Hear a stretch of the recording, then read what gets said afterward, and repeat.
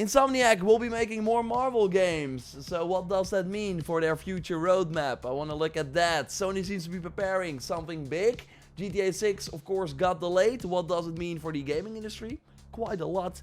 And we got way more gaming news to go over. So good that you're joining the Sunday News Roundup. And let's go. Yes, you've likely heard the news. GTA 6 has been delayed. It was first planned for May 26th and will now release on Thursday, November 19th, 2026. In an interview with the game business, Take-Two CEO Strauss Zelnick said that if a game requires more polish to be the best possible version of itself, then we will give that game more time. There's so much riding on this release. If they find anything that could stop it from reaching the highest ceiling possible, they will delay it. And it's nothing new for Rockstar. This exactly happened with Red Dead Redemption 2, which went from fall 2017 to spring 2018 to October 2018. The difference now is that they announced that new release date without a trailer. And yeah, I don't expect a new GTA 6 trailer until mid-2026. Because Strauss did say that we have to start marketing activities a significantly amount of time ahead of release. So they might already begin something in the summer of next year.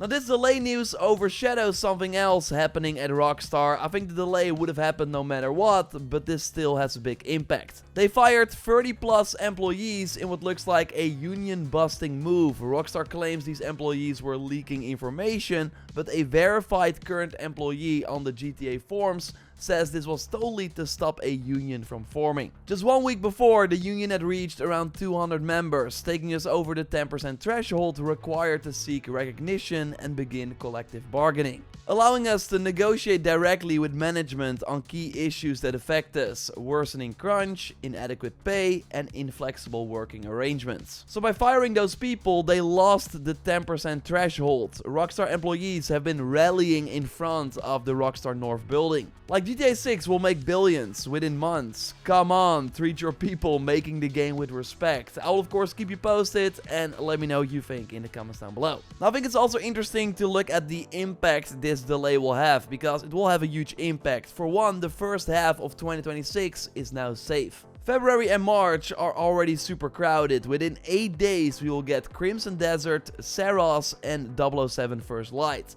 I hope at least one of them now moves to April or May, where things look emptier. The new November 19th date also means that many AAA titles that wanted the end of the year slot will now target September or October instead, if they can make that. I tweeted, oh great, so we have 3 weeks to finish Assassin's Creed Hexay before this. Like, my prediction is that that game wants to launch with the sort of witch hunt theme around Halloween. That would be perfect. And Tom Henderson replied, good job, it's a smaller game. Like, what we know is that it should be more linear, narrative focused. It should be a new type of Assassin's Creed experience, but made by the Valhalla team. It has been in development since 2021, so I think end of 2026, more than 5 years of development, the longest of any AC title.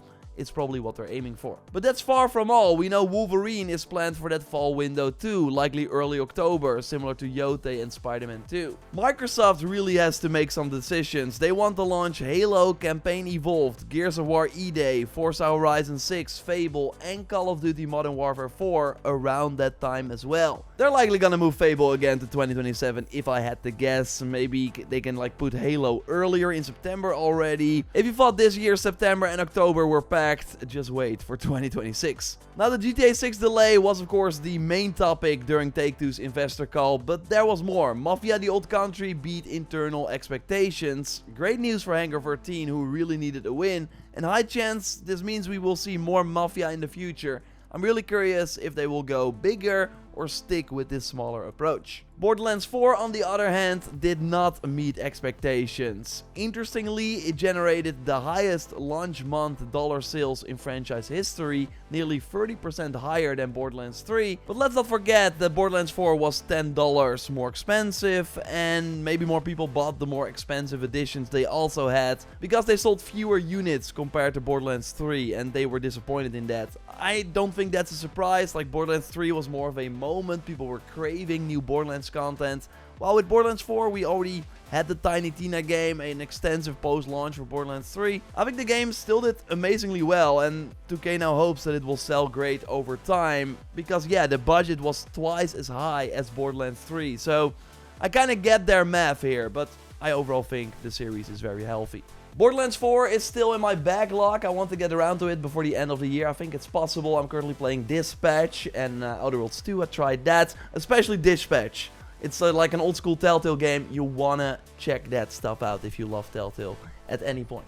Of course, leave a like. Let's go over more on gaming news and subscribe because we post one of these big gaming news roundup videos every Sunday. Time for quick shots, news stories I will go over quickly. Marvel says it will continue working with Insomniac for many years to come. This comes from an interview with Marvel Games' general manager, seemingly confirming the leaked 2023 plans are still in motion. If we look at the roadmap image that we see on the PC Gaming Reddit, if we click right here, Marvel's Wolverine is still in the same spot, but Venom of course has been delayed. It's not coming out at the end of this year, but it should still be happening. A report mentioning Wolverine's 2026 date before it was publicly announced also said the Venom game is still coming. I believe it. Likely as a PlayStation 6 launch title similar to Miles Morales, so at the end of 2027, and then we later get Spider-Man 3 to wrap up the trilogy. But after that, instead of doing a Wolverine 2, it seems that Insomniac will do a proper X-Men game.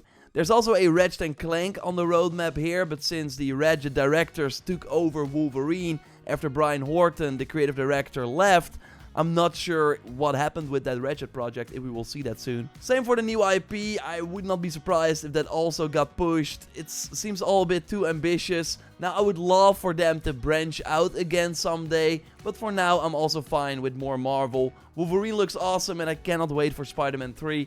Now let me know what you think, of course, in the comments down below. Speaking of Marvel, remember Marvel 1943 Rise of Hydra? Well, it has been delayed again and now beyond early 2026. It has been awfully quiet since the Unreal Engine 5 reveal, so not a shock, but not giving a new date is a red flag. The game was supposed to break Amy Hennig's cancellation curse. She of course worked on the Uncharted trilogy and then left during the development of Uncharted 4, then went to EA to work on a Star Wars project that did not work out, so I really hope that this one makes it out. But yeah, I already talked about the crazy September-October window. Do you want to put that game there? Also, if you have Wolverine around that time, so I don't know what's gonna happen with this game. I will keep you posted, but it's not looking good. Kojima went to Guerrilla Games, likely to get updates on the Decima engine, judging by the shirts in the photo. He used that engine, of course, for Death Stranding 1 and 2. Both look phenomenal, especially Death Stranding 2. Like, the intro, I was like, oh, I'm playing right now. It's really one of the best looking games ever. Also the first PlayStation 5 exclusive made from the ground up with the engine. So maybe he plans to use it again for his next PlayStation exclusive, Vicent. It is still far away, 5 to 6 years, so probably a PlayStation 6 exclusive, but I cannot wait for him to return to the espionage genre. The photos also show him checking something out.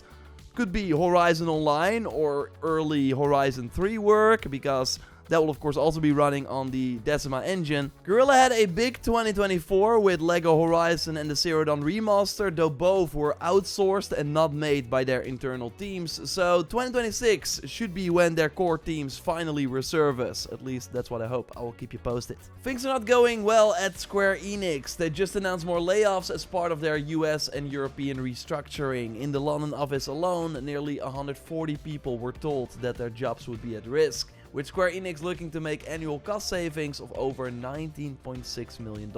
Then what happened to Square Enix? They used to always have several big AAA games lined up for the foreseeable future, but ever since they sold Crystal Dynamics after Avengers and Eidos after Guardians of the Galaxy, they've primarily focused on their Japanese IPs. And while Final Fantasy and Dragon Quest are still great series, they're not as big as they once were, and that is likely why they don't need as many people working in all these offices anymore. Now, I love Final Fantasy 16 and Rebirth, but they are struggling to reach a new and large enough audience. The problem is that I just don't see how they plan to turn this around anytime soon. We've got the third Final Fantasy 7 remake and Kingdom Hearts 4 on the horizon, and while those will probably be great, I don't think they will be the breakout hits Square Enix needs. I think it would be awesome if one of their core teams creates a new IP, maybe on a smaller scale, something like Expedition 33, which was heavily inspired by the older Final Fantasy titles. Let me know what you think about the future of Square Enix in the comments. Time for the rumor roundup, where I look at the biggest leaks and give stars, with 3 being I believe it and 1 being let's take this with a huge grain of salt. It seems Sony is planning to introduce a PS5 PC cross-buy feature. At first, a Twitter user shared new icons showing both the cross-buy and PS5 and PC text, and then D-Labs chimed in, backing it up with PlayStation Store data. They found these tags added in June 2025, which strongly suggests Sony is preparing something, and if you know D-Labs, you know that they are always right. They always provide the PlayStation Plus games before they are announced, for example. So I'm giving this 3 stars. I totally think it's real, but the big question is, how will these icons be implemented, and will they be implemented at all? It's not Sony's first cross-buy initiative. We saw it during the PS Vita, PS3 and PS4 era as well, with games like Sly Cooper Thieves in Time that was playable across both devices. But back then it was all through the PlayStation Store. I don't think Sony can hand you a Steam code if you buy a game on PlayStation 5, so this might mean they're building their own PC launcher. Unless it's a one-way thing, buy on PC, get the PlayStation 5 version for free as an incentive for people to pick up the console later because they already have a library. Because otherwise, if you buy PS5 games and then you get a PC version for free, it works the other way around. Then you're basically pushing people to PC, and that's the last thing that Sony wants. Unless it's their own launcher, because then they still get 100% of all the money and do not have to give 30% to Steam. Very interesting stuff. Maybe if they launch their titles first on their own launcher and then on Steam like a few months later. That's also a way to combat the next Xbox, which will play all Steam games, so also the PlayStation games that are released on Steam, but not if Sony holds the new titles back on their own launcher. A lot of interesting things. Let me know what you think. I will dive deeper into this in a video on the React channel. This coming week we will see some big launches. Where Winds Meet, a huge open world RPG set in China for PC and PS5. It looks AAA, but it's completely free to play with microtransactions only focused on cosmetics.